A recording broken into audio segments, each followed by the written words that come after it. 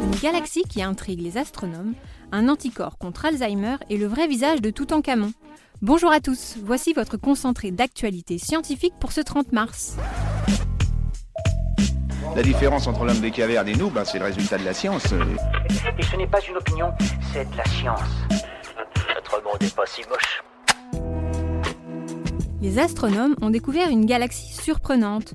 Nommée NGC 1052 DF2, elle est aussi grande que notre Voie lactée.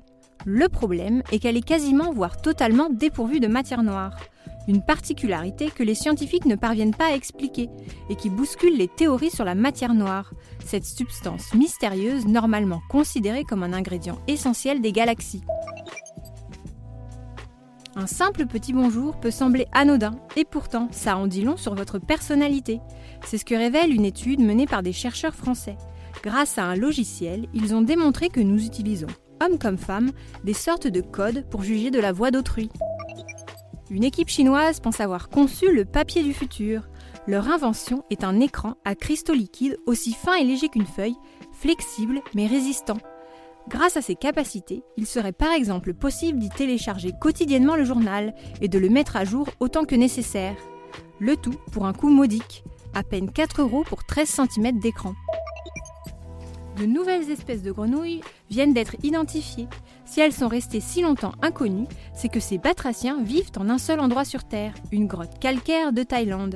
Mais la découverte d'un spécimen a suffi aux chercheurs pour se rendre compte du caractère unique de l'animal. Une découverte qui amène à repenser l'histoire évolutive de ces amphibiens. Super, j'adore. Alors écoute-moi bien, je vais essayer d'être clair avec toi. Ouais, génial. Un anticorps pourrait aider à lutter contre la maladie d'Alzheimer.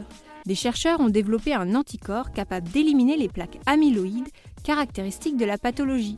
Si les premiers résultats sont prometteurs chez les souris, les recherches doivent être poursuivies avant d'envisager un potentiel traitement chez l'homme. Toutankhamon n'était peut-être pas l'enfant chétif et maladif qu'on pensait. L'analyse d'une cuirasse ayant appartenu au pharaon a révélé des traces d'érosion et de combat, des marques qui bousculent les théories et suggèrent que le souverain était plutôt un combattant aguerri, contrairement à ce que sa réputation ne laissait penser. La mort subite du nourrisson pourrait être en partie d'origine génétique. Une étude britannique a mis en évidence chez des enfants décédés une mutation génétique rare d'un gène appelé SCN4A. Cette mutation serait associée à des problèmes neuromusculaires et des difficultés à respirer. Rare, elle n'expliquerait toutefois pas à elle seule tous les cas de mort subite du nourrisson. Et enfin, face à la pénurie de poissons, les dauphins ont trouvé la solution. Ils déchirent les filets des pêcheurs. Au nord de Chypre, des chercheurs ont en effet constaté que ces équipements souffraient 6 fois plus de dommages lorsque ces cétacés étaient dans les parages. Un phénomène qui serait une conséquence directe de la surpêche menée en Méditerranée. Et voilà, c'est tout pour aujourd'hui. On vous souhaite une bonne journée et on vous dit à demain pour de nouvelles actualités scientifiques. Voilà. Il ne reste plus qu'à vous remercier de votre attention. Au revoir.